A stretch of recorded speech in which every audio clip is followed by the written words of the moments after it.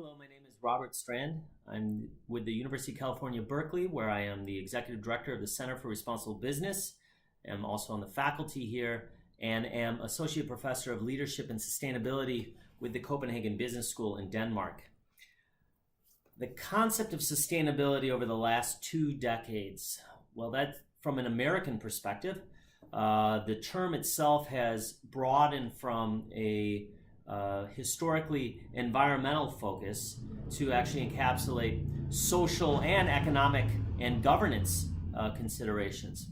So sustainability has supplanted previous expressions largely, such as corporate social responsibility and others, in order to encapsulate a more broad perspective that considers the role of business in society.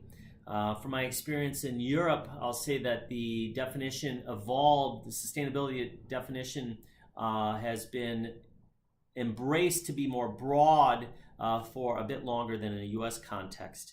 And with respect to companies, I think that that's largely companies now are embracing sustainability and its many different attributes. And I think that will increasingly happen as the Sustainable Development Goals, or the SDGs, are increasingly embraced and leveraged as a platform upon which to innovate and collaborate about issues of sustainability. With respect to a region or particular companies or city that I feel is doing sustainability particularly well, I'd point to the Nordics. I think the Nordics are the leaders in sustainability in many respects, and cities like Copenhagen, for example, and many firms that are near there, such as Novo Nordisk and Novozymes and Carlsberg, are some of the real leaders in this space and are really embracing sustainability challenges as opportunities about which to innovate new business models and to help meet real demands in the world.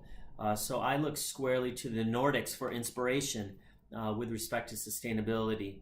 And I say that also where we've got some great examples here in the United States.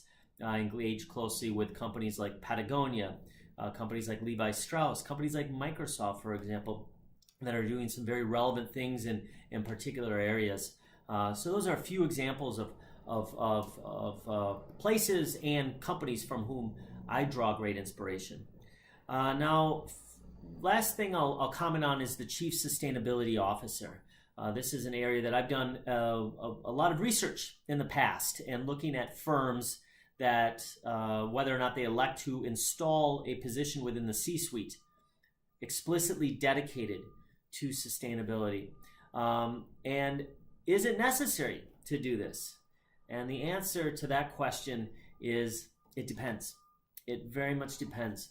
But let me say one practice that I found in a very small minority of firms that I find particularly effective in this space. And that is the notion of installing a chief sustainability officer in the C-suite with an explicitly finite shelf life. For example, this position will exist for 3 to 5 years. And that can actually very effectively elevate sustainability into the upper echelon of the organization, to the strategic apex of the organization.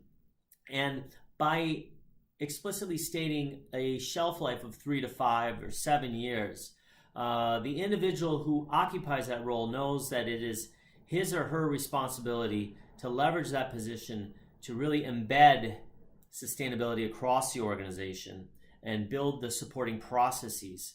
And it helps to mitigate against the risk of sustainability being a side issue. We've got the Chief Sustainability Officer. That's his or her responsibility when you put this time. So that's also a way of saying a real risk of having a Chief Sustainability Officer is if that changes the mindset of the company, where people say that's that person's responsibility.